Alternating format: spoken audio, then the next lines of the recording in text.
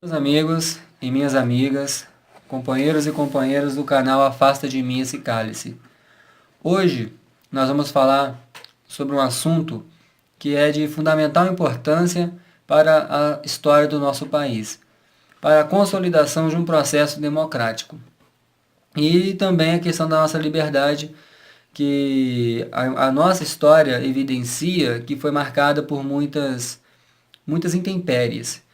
Antes de iniciarmos esse assunto, eu gostaria de agradecer alguns alunos em especial que têm contribuído de uma maneira significativa para que esse projeto seja consolidado. São os alunos da Escola Estadual Venceslau José da Silva, o Matheus, o João Vitor, o Lucas, o Rivaldo, o Daniel do sexto ano. Muito obrigado pelas dicas, muito obrigado pelos aplicativos, por tudo pela boa vontade que demonstram sempre em nos auxiliar. Também gostaria de agradecer a um outro aluno da outra escola, Escola Estadual Monsenhor Rocha, Santa Bárbara do Leste, ao Daniel, que tem se envolvido também nesse projeto, e eu quero agradecer meus sinceros votos de agradecimento e dizer que esse canal não é do professor de História, esse canal é de vocês também. Então, sintam-se à vontade, toda contribuição, toda ajuda será sempre muito bem-vinda. Então, vamos falar sobre o nosso tema da aula de hoje, que é sobre a família real no Brasil. Meus amigos, ao olharmos a trajetória histórica do nosso país, nós percebemos que quando os portugueses chegaram, eles começaram a entrar em contato com os nossos índios. E a partir daquele contato, nós tivemos um sistemático processo de extermínio da população. E o processo de colonização acabou se estabelecendo, ele foi consolidado. E diante desse processo de colonização, nós vamos perceber que o Brasil ele sofria com um chamado pacto colonial. O que era o pacto colonial? Uma determinação que dizia que o Brasil só poderia comercializar com Portugal.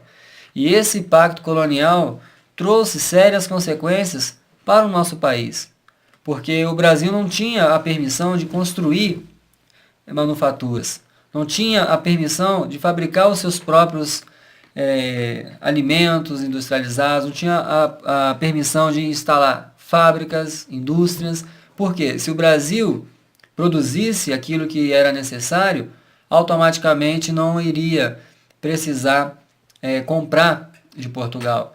E isso foi trágico para a nossa economia.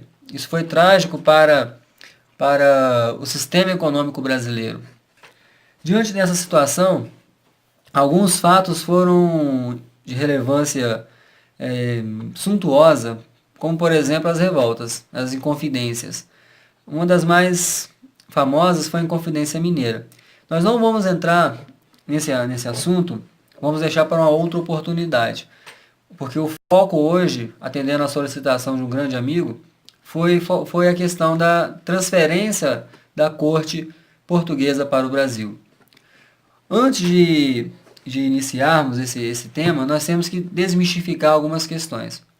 Quando fala-se de independência do Brasil, muitas pessoas pensam que a independência ela foi consolidada no dia 7 de setembro, foi uma data em que ali o Dom Pedro levantou sua bandeira, sua espada e gritou independência ou morte. E ali o Brasil estaria separado de Portugal. Não é bem assim. Nós temos que entender a independência do Brasil como um processo. E esse processo ele teve início aqui, com a transferência da corte portuguesa para o Brasil. Vamos entender então como foi essa transferência. Nós já vimos, os meus alunos também, principalmente do segundo ano, já entraram em contato com esse tema, nós vimos que a Europa estava dominada por Napoleão Bonaparte.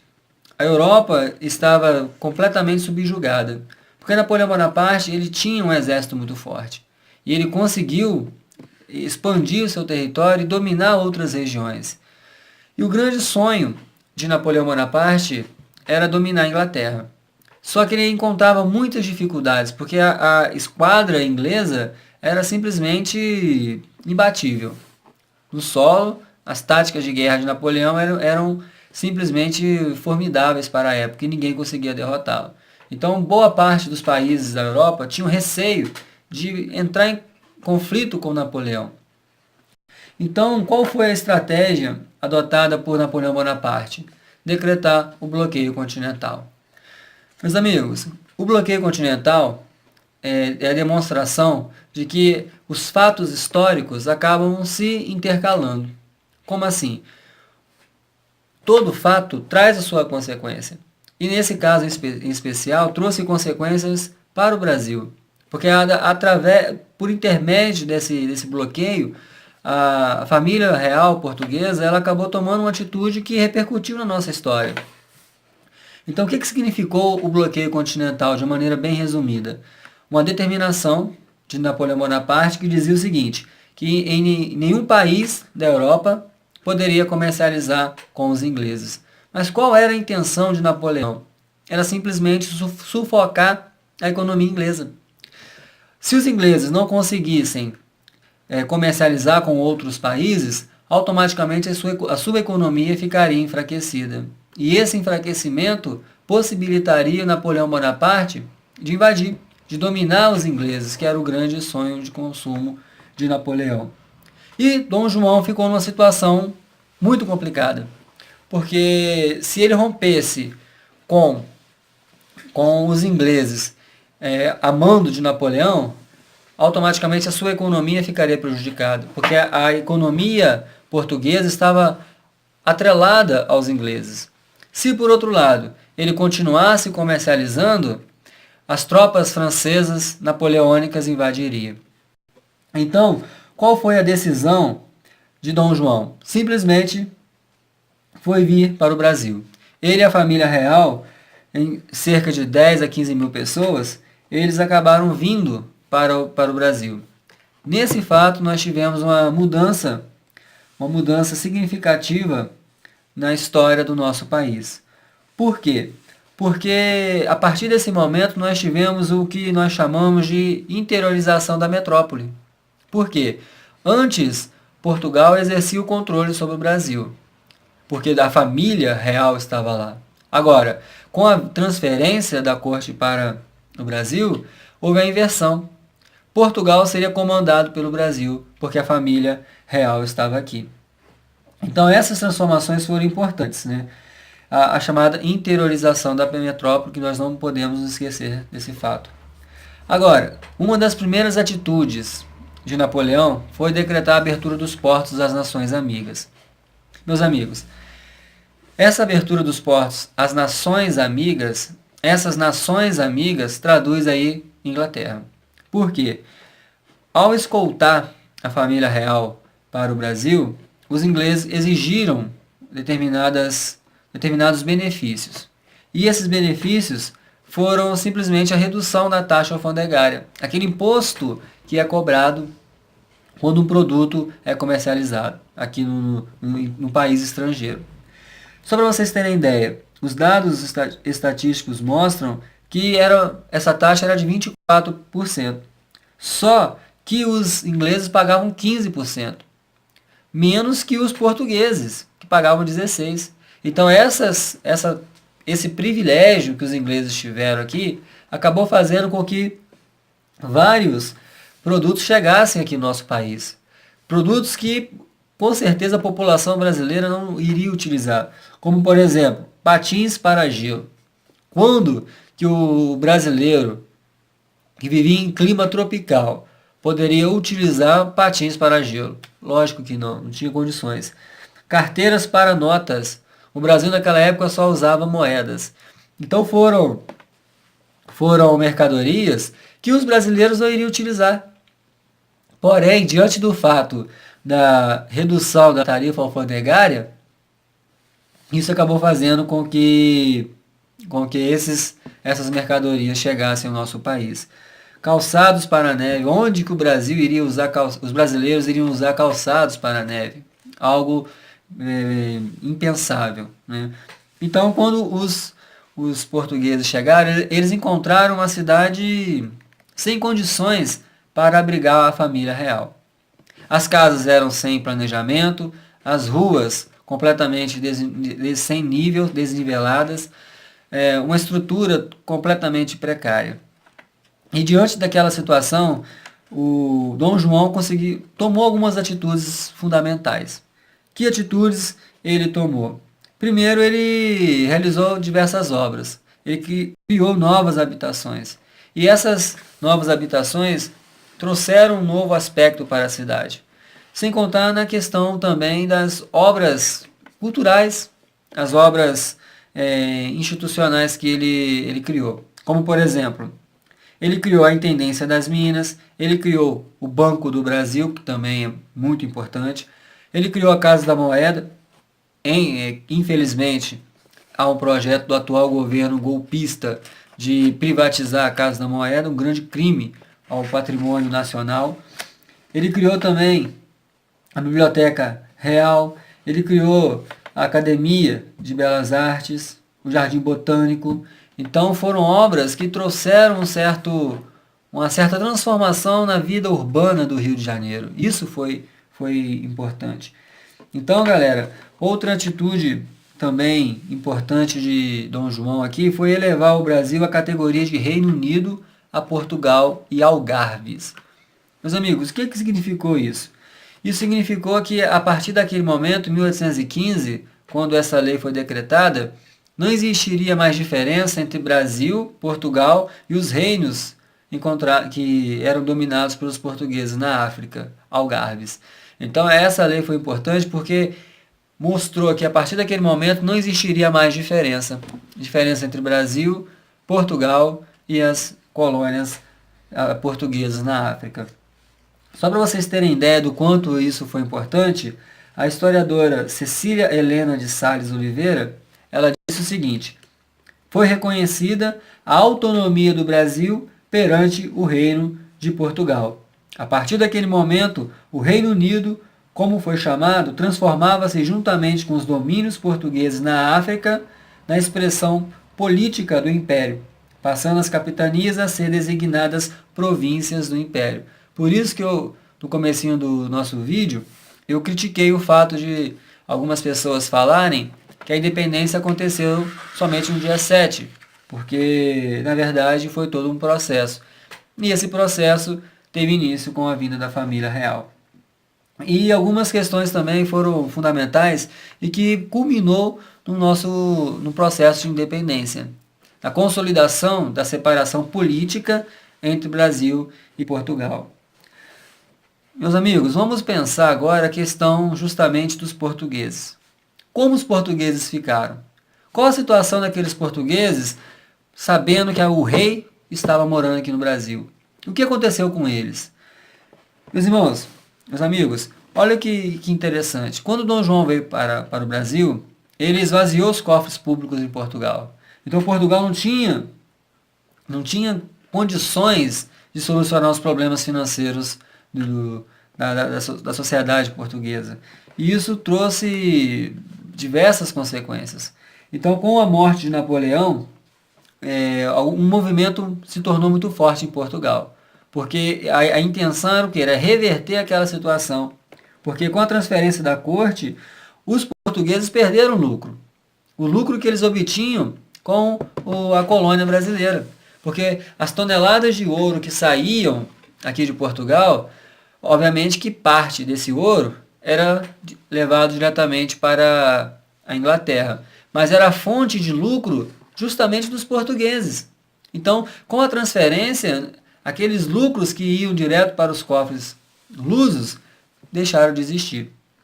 E a abertura dos portos acabou quebrando também o monopólio que Portugal exercia sobre o Brasil. Então, a partir daquele momento, com a interferência da Inglaterra, em menor proporção de outros países, acabou fazendo com que ocorresse a queda econômica de Portugal.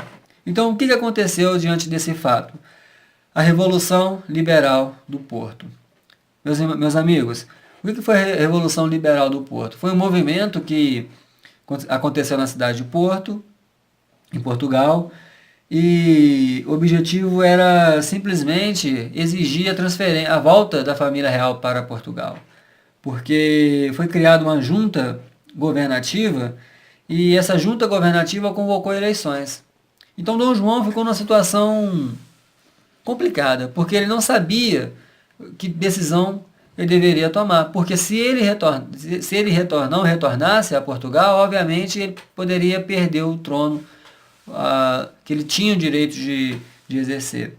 Então, galera, a Assembleia de Deputados lá em Portugal, eles, inspirados no ideário iluminista, eles tentaram estabelecer lá em Portugal uma nova forma de governo. E nessa nova forma de governo, Dom João perderia espaço. Dom João VI, então, ele começou a sofrer pressão. Uma pressão muito forte das cortes portuguesas. Porque aqueles portugueses exigiam a volta dele. E também aqui no Brasil, muitos exigiam que Dom João consolidasse a separação entre Brasil e Portugal. Dom João, então, toma uma decisão importante, que é a decisão de retornar. Ele retornou a Portugal, porém, ele deixou o filho dele aqui, o Pedro. E o Pedro ficou como príncipe regente, não como imperador. O imperador veio depois. Mas o Pedro ficou como príncipe regente porque Dom João VI, como é brilhantemente registrado no livro de história, é muito estratégico e tinha uma visão política fascinante para a época. Dom João ele sabia que mais cedo ou mais tarde o Brasil se tornaria independente. Então, o Brasil se tornando independente antes que fosse para o próprio filho dele, Dom Pedro. Meus amigos, então, com a volta de Dom João para Portugal, ele foi, mas também levou dinheiro. E isso trouxe consequências sérias para os cofres brasileiros, porque o Brasil ficou sem recursos. O Brasil não tinha condições de garantir a mínima qualidade de vida para a população. Então houve a diminuição das moedas em circulação, as províncias, principalmente do norte e do nordeste, passaram a oferecer resistência à autoridade constituída por Dom Pedro. Então a situação do Rio de Janeiro, que se tornou a capital da monarquia, ofereceu revoltas também. E para piorar ainda mais a situação, os portugueses não ficaram satisfeitos somente com a ida de Dom João, com a volta, com o retorno de Dom João VI a Portugal. Também exigiam que Dom Pedro voltasse. Numa das cartas que as cortes portuguesas enviaram para o Brasil, falava o seguinte: a regência de Dom Pedro foi dada como extinta, devendo o príncipe regente retornar para Portugal imediatamente. Meus irmãos, meus amigos, o interessante é que Dom Pedro ele simplesmente não queria voltar também, tal como seu pai. Então, diante daquela pressão, nós tivemos um fato em 9 de janeiro de 1822, que é conhecido como Dia do Fico. Por que Dia do Fico? Ele simplesmente disse não às autoridades portuguesas, aos mandatários lusos que vieram exigir, impor a Dom Pedro que ele retornasse. Dom João disse não.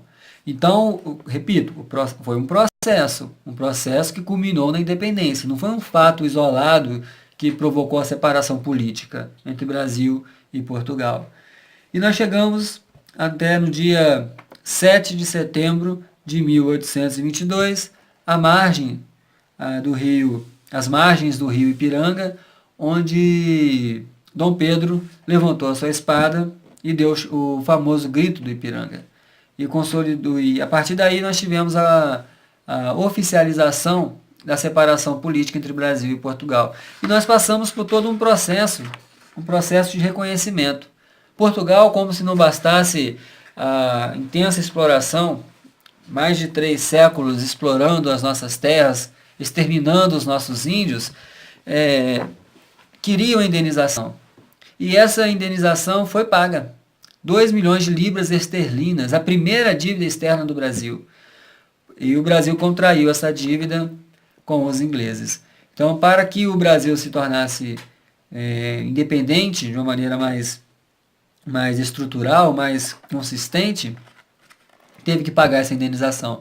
Os norte-americanos foram os primeiros a reconhecer, porque os princípios liberais, os princípios outorgados pelos iluministas, eles simplesmente defendiam essas ideias. Então, os norte-americanos reconheceram e os portugueses, por intermédio dessa indenização de 2 milhões de libras esterlinas, reconheceu a nossa independência. E, para encerrar, eu gostaria de ressaltar que uma aluna, a Tatiana, do 7º ano do ensino fundamental lá da Escola Estadual Venceslau José da Silva, ela conseguiu, com o irmão dela, um livro de história adotado pela escola lá de Portugal. E eu pedi, solicitei, se ela conseguisse, seria muito bom, porque eu sempre tive a curiosidade e vou procurar mais fontes, procurar aprofundar essa pesquisa. É um projeto que a gente vai desenvolver ao longo do tempo, para saber como que os portugueses retratam a nossa história. Como os portugueses retratam o fato da chegada deles aqui, o contato que eles tiveram com os índios. Então, depois de ler esse livro, eu cheguei à conclusão que eu já esperava que eu teria, infelizmente. Os portugueses retratam essa questão nos livros didáticos da maneira que lhe convém. Porque, infelizmente, a história, na maioria das vezes, ela é utilizada para legitimar um governo, legitimar uma ideologia. Cabe a gente a lutar contra essas imposições. E como lutar contra essas imposições? É buscando pela informação, é questionando, é lendo outras fontes, não ficar restrito a um determinado tipo de conhecimento.